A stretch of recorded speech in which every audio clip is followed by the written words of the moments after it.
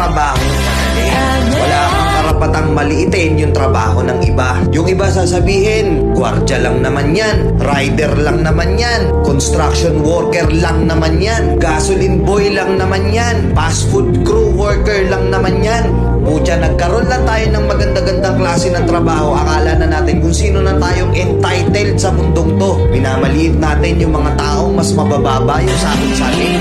Pagkakaalam ko kasi, wala kang karapatang maliitin o matahin yung trabaho ng iba hanggat nagtatrabaho sila ng marangal. Walang trabahong madali. Lahat nagdadaan sa hirap. Lahat nagsasakripisyo. Kaya kung iniisip mong porket maganda-ganda yung trabaho mo, malaki-laki yung sinasahod mo, mamaliitin mo na yung mga trabaho ng mga taong nagtatrabaho na mas maliit yung sahod sa'yo. Mag-isip-isip ka.